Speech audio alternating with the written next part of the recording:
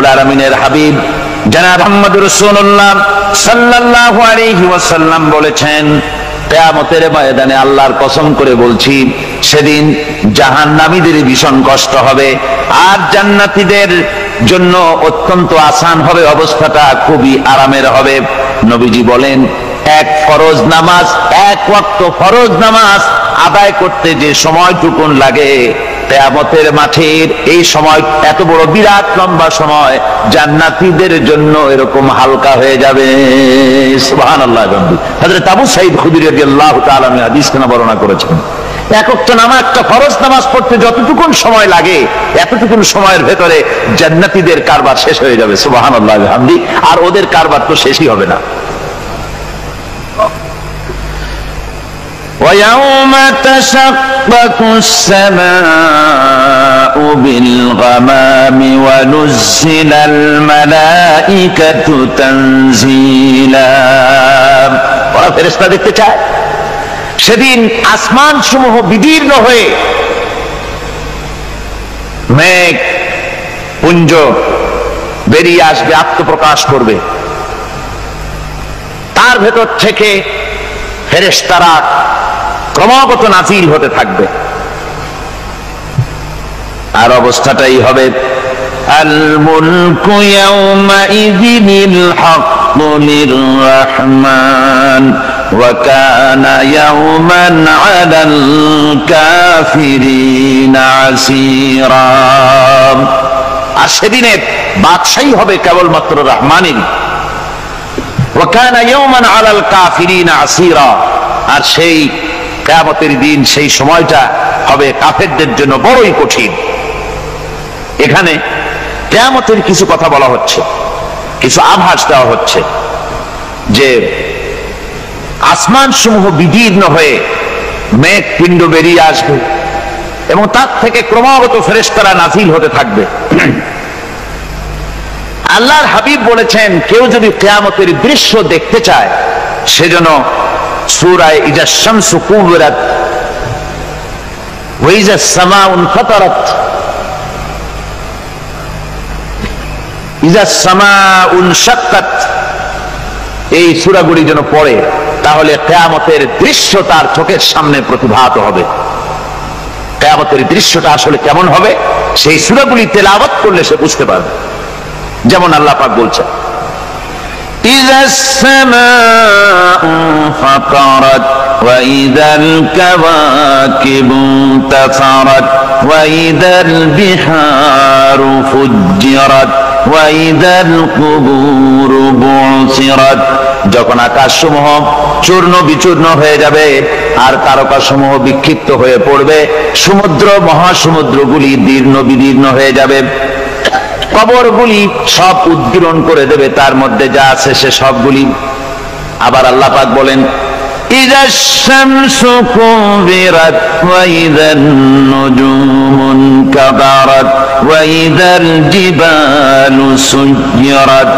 সূর্য যখন ঢেকে যাবে, তারকাগুলি যখন বিপর্যস্ত হয়ে যাবে আর পাহাড়গুলি যখন চালিয়ে দেওয়া হবে, এই দৃশ্য তোমরা দেখতে পাবে। فإذا النجوم طمست وإذا السماء فرجت وإذا الجبال نسفت। সেদিন অবস্থা এমন হবে, সমস্ত তারকাগুলি স্তিমিত হয়ে যাবে আর আকাশসমূহ দীর্ণ বিদীর্ণ হয়ে যাবে। আর দেখতে পাবে পাহাড়গুলি, সমস্ত পাহাড়গুলিকে উড়িয়ে দেওয়া হবে। আবার অবস্থা আরো কি হবে, فإذا برق البصر وخسف القمر وجمع الشمس والقمر। যখন চক্ষু বিস্ফারিত হয়ে যাবে মানুষের, চাঁদ আর সূর্য নিষ্প্রভ হয়ে যাবে, সব একাকার হয়ে যাবে, চন্দ্র এবং সূর্য তার অস্তিত্বকে হারিয়ে ফেলবে। শুধু তাই নয়, ওয়াহুমিলাতিল আরদু ওয়াল জিবালু ফাদুক্কাতা দাক্কাতাও ওয়াহিদা। জমিন ও পাহাড়গুলির মধ্যে সংঘর্ষ লাগিয়ে দেওয়া হবে আর তা এক ধাক্কায় জমিন এবং সমস্ত পাহাড়গুলি চূর্ণ বিচূর্ণ হয়ে যাবে। সুবহানাল্লাহি ওয়া বিহামদিহি। আল্লাহ রাব্বুল আলামিন বলছেন, এইভাবে করে কিয়ামতের দৃশ্য, বিভীষিকাময় দৃশ্য তোমরা দেখতে পাবে। আর সেদিনের রাজত্বটা কার হবে? আল মুলকু ইয়াউমাইযিনিল হাক্কু লির-রাহমান। সেদিনের রাজত্ব হবে কেবলমাত্র রহমানের। অর্থাৎ যেসব কৃত্রিম বাদশাহী দেখে তোমাদের চোখে ধাঁধা লেগে গিয়েছে, তোমাদেরকে দুনিয়ার বাদশাহী দেখে তোমরা ধোঁকায় পড়ে গিয়েছো, এসব বাদশাহী কিছুই টিকবে না সেদিন। সেদিন শুধু বাদশাহী থাকবে একমাত্র আল্লাহ পাকের। কার থাকবে বাদশাহী? যারা বলেন কার? আল্লাহ রাব্বুল আলামিন যখন কিছুই থাকবে না ঘোষণা করবেন লিমানিল মুলকুল ইয়াউম লিল্লাহিল ওয়াহিদুল কাহ্হার। আজকে কার রাজত্ব? চারিদিক থেকে আওয়াজ আসতে থাকবে পরাক্রমশালী আল্লাহ রাব্বুল আলামিনের রাজত্ব আর কারো নয়। হাদিস শরীফে এসেছে, বুখারী মুসলিম শরীফের হাদিসে এসেছে, আল্লাহর নবী বলেন আল্লাহ রাব্বুল আলামিন তখন তার এক হাতে আকাশ মণ্ডলীকে ধারণ করবেন আর এক হাতে জমিনকে ধারণ করবেন। আকাশ মণ্ডলী এক হাতে, জমিন এক হাতে। এভাবে আল্লাহ রাব্বুল আলামিন বলবেন আইনাল জাব্বারুন আইনাল মুতাকাব্বিরুন। কোথায় সেই স্বৈরাচারীরা? কোথায় সেই দুর্বিনীত অহংকারী স্বৈরাচার যারা আমার জমিনের উপরে, আমার মানুষের উপরে রাজত্ব চালিয়েছে? তারা আজকে কোথায়? কোথায় সেই অহংকারীরা? আল্লাহ পাক সেদিন যে বলবেন, সেদিন তো বলবেন, কিন্তু দুনিয়ার মাঝেও স্বৈরাচার যারা, অহংকারী যারা, তাদের শাস্তি পৃথিবীর বুকেও দেন। আর সেদিন তো দিবেনই। কত স্বৈরাচার আমরা দেখলাম, কত অহংকারী দেখলাম, যাদের তর্জনী হেননে লক্ষ কোটি কোটি মানুষ উঠতো আর বসতো। তাদের জিল্লাতির সঙ্গে আল্লাহ রাব্বুল আলামিন কতজনকে বিদায় করে দিলেন। ফুলের মালা নিয়ে কুলাতে পারে নাই, পা থেকে শুরু করে গলা পর্যন্ত ফুলের মালা দিয়া ডুবাই দিল ভক্তরা। আবার আল্লাহ রাব্বুল আলামিন এমন শাস্তি দিলেন, ফুলের মালার পরিবর্তে জুতার মালা নিয়ে জেলের মধ্যে ঢুকাইয়া দিলেন। ঠিক কিনা গান? অহংকারী আর স্বৈরাচার যারা হয় আল্লাহ পাক এভাবে তাদের দৃষ্টান্ত দেখিয়ে দেন। আমরা কত দেখলাম, 9 বছরের রাজা 10 বছরের সাজা। পৃথিবীর মুখে যারা অহংকার করে, যারা স্বৈরাচার হয়, আল্লাহর আইনকে যারা বৃদ্ধঙ্গুষ্টি প্রদর্শন করে, আল্লাহ পাক তাদের জমিনেও দেখান। এখানে চূড়ান্ত ফয়সালা আল্লাহ করেন না, আসল ফয়সালার জায়গা তো আছেই, তবে এখানে নমুনা দেখায় দেন। কিন্তু মুশকিল হচ্ছে, ইতিহাসের সবচাইতে বড় শিক্ষা হলো ইতিহাস থেকে মানুষেরা শিক্ষা গ্রহণ করে না। একজনে যে কাম করে বিপদে পড়ে, আর একজন এসে আবার সেই পথেই অগ্রসর হয়, নিশ্চিত মৃত্যুর পথে। আমার বন্ধুগণ, আল্লাহ পাক বলছেন সেই দিন আমার রাজত্ব হবে আর কারো রাজত্ব হবে না। ওয়াকানা ইয়াওমান আলাল কাফিরিনা আসীরা। আর ওই দিনটা, ওই কিয়ামতের দিন হবে কাফেরদের জন্য সবচাইতে কঠিন। সবচাইতে কঠিন হবে কাদের জন্য? কাফেরদের জন্য। কাফের কারা? কাফের হচ্ছে তারা যারা নাকি আল্লাহর আইনকে অস্বীকার করেছে, আল্লাহকে অস্বীকার করেছে, আল্লাহর আইনকে অস্বীকার করেছে। ওরা কি? কাফের। কুফর শব্দের অর্থ হচ্ছে গোপন করা। এই জন্য অন্ধকার রাতকে আরবিতে কাফের বলা হয়েছে, অর্থাৎ যা সব জিনিসকে অন্ধকার দিয়ে ঢেকে দেয়। তো কুফর হচ্ছে সেই জিনিস যা মহাসত্যকে ঢেকে দেয়, সত্যকে, মহাসত্যকে ঢেকে দেয় যে জিনিস, সেটাকে কুফর বলা হয়। আর এই কাফের অন্ধকারে ঘুরে মরে, সে কোন আলোর খোঁজ পায় না। আল্লাহ রাব্বুল আলামিন বলেন, কাফেরদের কথা এখন শোনাচ্ছেন আল্লাহ পাক, ওয়াল্লাযীনা কাফারু আউলিয়াউহুমুত তাগুতু ইউখরিজুনাহুম মিনান নূরি ইলায যুলুমাত। যারা কাফের, যারা কুফরি অবলম্বন করেছে, তাদের সাহায্যকারী আর পৃষ্ঠপোষক হচ্ছে তাগুত। তাগুত বলা হয় সেই শক্তিকে যে শক্তি শুধু নিজেই আল্লাহর আইন অমান্য করে বসে থাকে না, বরং অন্যদেরকেও আল্লাহর আইন অমান্য করতে বাধ্য করে। ওদেরকে আরবিতে কি বলা হয়? তাগুত বলা হয়। আর এই তাগুতি শক্তি, এই তাগুত হয় তার সাহায্যকারী, যা তাকে আলো থেকে টেনে অন্ধকারের ভেতরে নিয়ে যায়। আর কাফের হচ্ছে আল্লাহ পাকের ভাষায় অর্থাৎ কোরআনের ভাষায় কাফের হচ্ছে সবচাইতে নিকৃষ্ট প্রাণী, সবচাইতে নিকৃষ্ট জীব, মহাসত্যকে যারা অস্বীকার করেছে, যারা আল্লাহকে মানে না, যারা আল্লাহর কোরআনকে মানে না, যারা ইসলামকে স্বীকার করে না, তারা সবচাইতে নিকৃষ্ট প্রাণী। আল্লাহ রাব্বুল আলামিন বলেন, ইন্না শাররাদ দাওয়াবি ইনদাল্লাহিল্লাযীনা কাফারু ফাহুম লা ইউমিনুন। নিশ্চয়ই আল্লাহর জমিনে সব বিচরণশীল জীব যত আছে, আল্লাহ বলছেন আমার জমিনে বিচরণশীল জীব যত আছে তার মধ্যে সবচাইতে নিকৃষ্ট প্রাণী হলো যারা ঈমান আনে নাই, যারা বিশ্বাস করে না আমি আল্লাহকে, যারা পরকালকে বিশ্বাস করে নাই, যারা কোরআনকে বিশ্বাস করে নাই, যারা ইসলামকে বিশ্বাস করে নাই, পৃথিবীর মধ্যে তারা সবচাইতে নিকৃষ্টতম প্রাণী। আল্লাহ বলেন শুধু নিকৃষ্ট জনক নিকৃষ্ট প্রাণী বললেই সারে না, এরা হলো চতুষ্পদ জানোয়ারের মতো। কে বলতেছেন? আমি বলছি না, কিন্তু আল্লাহ পাক বলতেছেন চতুষ্পদ জানোয়ারের মতো কাফেরেরা। وَمَثَلُ الَّذِينَ كَفَرُوا كَمَثَلِ الَّذِي يَنْعِقُ بِمَا لَا يَسْمَعُ إِلَّا دُعَاءً وَنِدَاءً।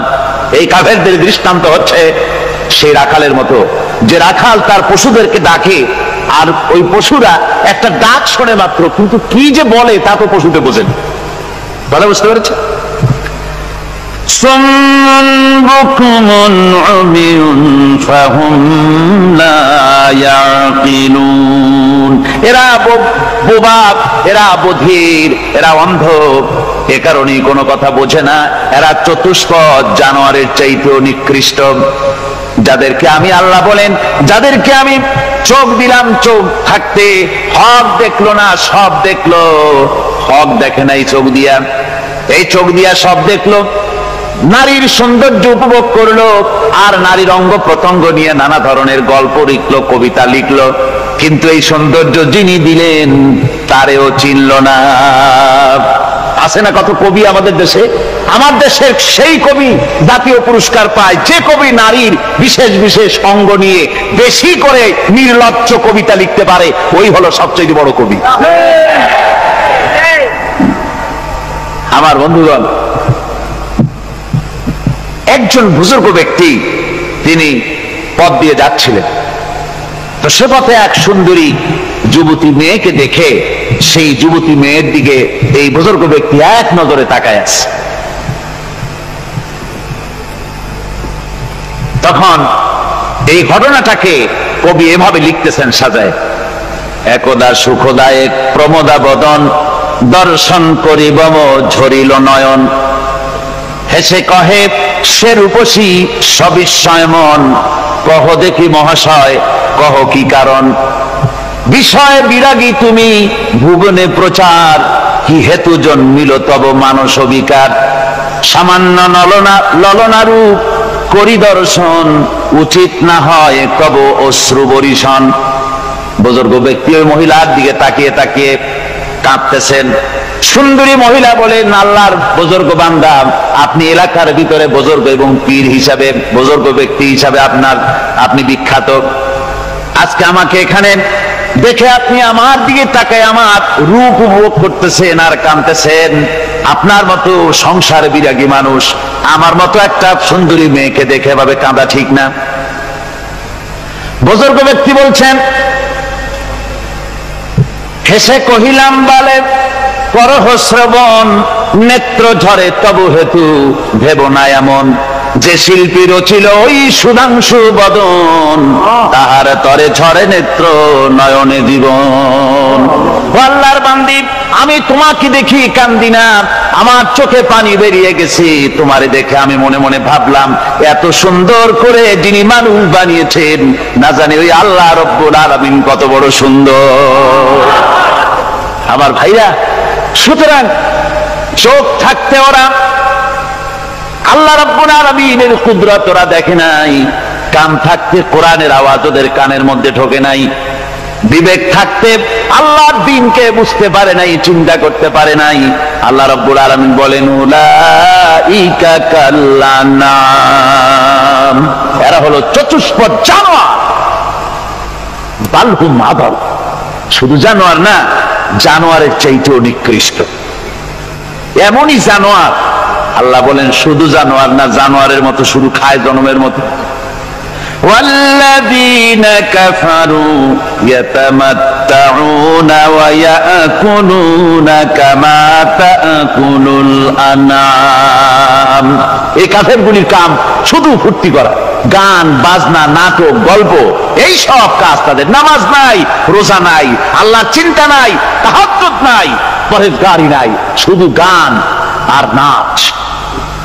দেখেন না ফুর্তি। এই যে 1 জানুয়ারি রাত 12টার সময় আমার ঘুম ভেঙে গেল, এই যেখানে আমি ছিলাম, বিকট আওয়াজ। আমি মনে করলাম পাশের বাড়ি বুঝি ডাকাত পড়ছে। পরে বাড়িওয়ালা আমাকে বললেন যে ডাকাত না, বোধহয় এই নিউ ইয়ার সেলিব্রেট হচ্ছে, নতুন বৎসর উদযাপন হচ্ছে বোমা দিয়ে, শহরবাসীর আরামের ঘুম হারাম করে এগুলি করা হচ্ছে। এ তো গেল 1 জানুয়ারি। আর যখন আমাদের নিজেরটা যখন আসে, অর্থাৎ 1 বৈশাখ, তখন দেখছেন অবস্থা 1 বৈশাখে। এবছর আমাদের দেশে 1 বৈশাখে ঢাকায় যে দৃশ্য আমি টিভির মধ্যে দেখলাম, তাতে আমার মনে হয়নি যে 12 কোটি মুসলমানের দেশে রাজধানীতে এই দৃশ্য হচ্ছে। আমার মনে হচ্ছে এটা বুঝি কলকাতা অথবা অন্য কোন শহর হবে। আমি দেখলাম সমস্ত যুবক যুবতী, নারী পুরুষ, বিভিন্ন বয়সের লোক সব একসঙ্গে রাস্তায় নেমেছে, নাচতেছে। তার মধ্যে বুদ্ধিজীবী আছে, শিক্ষিত লোক আছে, সমানে নাচতেছে। আর তাদের মুখোশ পরা, বানরের মুখোশ, কুকুরের মুখোশ, শূকরের মুখোশ, ঘোড়ার মুখোশ, পাপী শিয়ালের মুখোশ, এই মুখোশ পরে এভাবে নাচতেছে। আমি চিন্তা করলাম, নববর্ষের সাথে কুত্তার মুখোশের সম্পর্ক কি? নববর্ষের সাথে পাপী শ্রীগালের মুখোশের সম্পর্ক কি? তাহলে ওরা কি বলতে চায় যে আগামী বছরটা আমরা কুত্তার ভূমিকায় অ্যাক্টিং করব, অথবা শ্রীগালের মতো ঝুট্টামি করব জাতির সাথে? তারপরে কি করলো? সকাল বেলায় যুবক যুবতী 1 বৈশাখ সূর্য উদয়ের আগে রমনা লেকের পাড়ে গিয়ে সব দাঁড়িয়েছে বাসন্তী রঙের শাড়ি পরে। তারপরে সেখানে দাঁড়িয়ে সূর্য উদয়ের পানে তাকিয়ে সকাল বেলায় ভাবে করজোর করে বলছে, এসো হে নববৈশাখ স্বাগতম হে। নববৈশাখ অলক্ষে বোধহয় এটা শুনে বলতেছে, বাবাজিরা আমারে ডাকতেছো, অপেক্ষা করো, আমি আসতেছি। আমারে ডাকতেছো, আমি আসতেছি, কোমরে গামছা বেঁধে আসতেছি, 225 মাইল স্পিডে আসতেছি, 30 ফুট উচ্চ জলোচ্ছ্বাস নিয়ে আসতেছি, নববৈশাখের মজা সাত চাকায়। আমার ভাইরা, মুসলমান নববর্ষ উদযাপনের সাথে মুসলমানের কিসের সম্পর্ক? মুসলমান যদি এই দিন উদযাপনই করে, তাহলে তাকে করতে হবে ফজরের নামাজ পড়বে। মুসলমান নববর্ষ উদযাপন করবে, ফজরের নামাজ পড়বে, তারপরে কোরআন শরীফ তেলাওয়াত করবে, দরুদ শরীফ পড়বে, আল্লাহর দরবারে হাত তুলে বলবে, রব্বুনা রব্বিন, একটি বছর পার করে দিলাম, নাফরমানি ছাড়া কিছুই তো করি নাই, বিগত বছরে যা করেছি মাফ করে দাও, আগামী বছরটা গোটা জাতি আর দেশের জন্য কল্যাণকর মঙ্গলময় করে দাও। এটাই তো বলা উচিত ছিল নাকি? বলে তা না করে, তা না বলে, বৈশাখের পরিচালককে না দেখে সরাসরি বৈশাখকে আহ্বান করা হয়েছে, আর বৈশাখ আহ্বান করার মজা জনমের মতো দেখাই দিয়েছে। আল্লাহ রাব্বুল আলামিন তাই বলেন, কাফেররা তাদের কাজ হলো শুধু খাওয়া, তারা এমন খাওয়া খায় জনমের মতো খায়। ইয়াকুলুনা কামা তাকুলুল আনাম, জানোয়ারে যেমন খায় ওই রকম খায়। তার মানে খায়, একটু বিসমিল্লাহ কয় না, খায়া যখন ছেড়ে দেয় তখন আলহামদুলিল্লাহ বলে না, বাহাজ্জা খায়, আবার বাহাজ্জা খায়। ডাব একটা কাটলো, বিসমিল্লাহ নাই, খাইলো, 2-4 ঢোক খাইয়া পুরা ডাবটারে ফেলাই দিল। ডাবটা কি তোমার বাজান তৈরি করছিল নাকি? একটু বিসমিল্লাহ বললা না, একটু শুকরিয়া আদায় করলাম।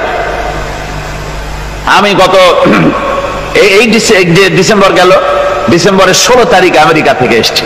ওখানে দেখলাম তারা প্রতি নভেম্বর মাসের শেষ বৃহস্পতিবার থ্যাঙ্কস গিভিং ডে অবজার্ভ করে। তা আমি জিজ্ঞেস করলাম, থ্যাঙ্কস গিভিং ডে জিনিসটা কি?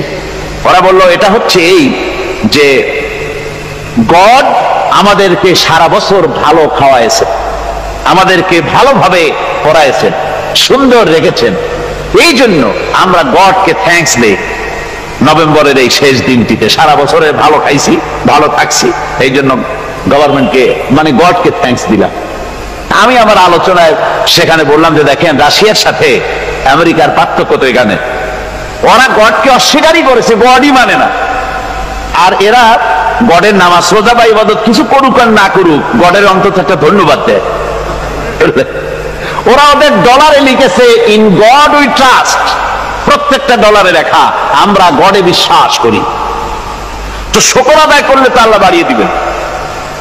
আল্লাহ রাব্বুল আলামিনের সুন্নাত হলো, শুকর যদি কেউ আদায় করে আল্লাহ বাড়িয়ে দেন। লা ইন শাকারতুম লাযীদান্নাকুম ওয়া লা ইন কাফারতুম ইন্না আযাবী লাশাদীদ। আমার নিয়ামতের শুকর যদি আদায় করো আমি বাড়ায় দেব, আর যদি নিয়ামতের শুকর আদায় না করো তাহলে মস্ত বড় শাস্তি তোমাদের জন্য রেখেছি। তো আমেরিকা শুকর আদায় করে নিজেরা খাইয়া, কিন্তু ওদের জমিন হলো বিশাল জমি। আমি কয়েকবার গিয়েছি এবং বহু স্টেট সফর করেছি। ওদের জমিন এত ফার্টাইল, জমিনে যদি রীতিমতো তারা ফসল ফলাতো, এই ফসল সারা দুনিয়ার দরিদ্র ভূমুক্ষ জনতাকে খাওয়াইয়া বাঁচাইতে পারত। কিন্তু ওরা তা করে না। ওরা করে কি? ওরা মুনাফার হার, বাজার দর ঠিক রাখার জন্য নির্দিষ্ট পরিমাণ জমিনের ফসল ফলায়, কিন্তু জমিন এতই উর্বর, ওদের মেজারমেন্ট করা, মাপ করা, হিসাব করা ফসল হয় না, ফসল হয় বেশি। তখন বাড়তি ফসলকে তারা প্রতি বছর লক্ষ লক্ষ টন আলু আর গমকে তারা সমুদ্রে নিক্ষেপ করে। তাদের আলু এবং গম সেই সময় তারা নিক্ষেপ করে সমুদ্রে, যখন ইথিওপিয়া, সুদানে মানুষ না খেয়ে মরছে। পৃথিবীর বিভিন্ন দেশে মানুষ ক্ষুধার যন্ত্রণায় যখন চিৎকার করছে, আর তাদের এই চিৎকারে আকাশ বাতাস ভারী হয়ে যাচ্ছে, তখন ওরা এই কামটি করছে। তাই আমি ওই প্রথম দিন বলেছিলাম যে রাশিয়া যেমন খান খান হয়েছে, অস্তিত্ব বিলুপ্ত হয়েছে আল্লাহর সাথে নাফরমানি করার কারণে। আপনারা বলতে পারেন কমিউনিজম কি একটা সহজ ব্যাপার? একটা বিরাট শক্তি, পৃথিবীর বুকে কত দেশ তারা ডমিনেট করতেছিল। কোন যুদ্ধ নাই, কোন রক্তপাত নাই, বিনা ধাক্কায়, বিনা বাতাসে, বিনা ঝড়ে বিশাল মহিরুহু চিৎপটাং। এটা হলো কেন? কেন হলো রাশিয়ার এই দশা? আমি লালদিঘির ময়দানে বলে গেছিলাম, আমি চিন্তা করে যেটা পাইছি সেটা হচ্ছে দুনিয়ার সমস্ত মতবাদ আল্লাহকে কোনো না কোনো প্রকারে স্বীকার করে। তার কথা মানুক আর না মানুক, আছে একটা কিছু, এতটুকু বলে যে আল্লাহ আছেন বা গড আছে বা একটা কিছু আছে। কমিউনিজম, সমাজতন্ত্র হলো পৃথিবীর একমাত্র নিকৃষ্ট মতবাদ, যে মতবাদ সরাসরি আল্লাহকে অস্বীকার করেছে, বলেছে আল্লাহ নাই, দেয়ার ইজ নো গড। তারা ধর্মকে আফিম বলেছে। আল্লাহ পাক তাই কোন যুদ্ধ ছাড়া, কোন মারামারি ছাড়া, কোন রক্তপাত ছাড়া এই বিশাল শক্তিকে উৎকারে উড়িয়ে দিলেন, তুলার মতো হয়ে। গোটা রাশিয়া তুলার মতো হয়ে, পেঁজা তুলা, ধোনা তুলার মতো হয়ে সব উড়ে চলে গিয়েছে। অস্তিত্ব বিলুপ্ত হয়ে গিয়েছে। কিন্তু আমাদের দেশের খুচরা কমিউনিস্টরা এখনো স্বপ্ন দেখে। ওই যে কালকে বলেছি, তারা বলে কলমের খোসা এটা এখনো নষ্ট করা যাবে না, এটা এখনো চালু করা হবে।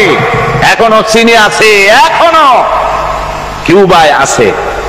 ওই কিউবা থেকে, চীন থেকে ফিদেল কাস্ট্রোর একটু আওয়াজ শোনে, চীন থেকে মিস্টার ব্যাং না কি জানি না, ব্যাং এর আওয়াজ শোনে, আর তাই মনে করে এ বুঝি সমাজতন্ত্রের বিজয়ের গান। না, চীন থেকে আর কিউবা থেকে যে আওয়াজ আজকে উঠতেছে, এই আওয়াজ সমাজতন্ত্রের বিজয়ের আওয়াজ নয়, এটা হলো সমাজতন্ত্রের মরণ যন্ত্রণার গোঙানির আওয়াজ।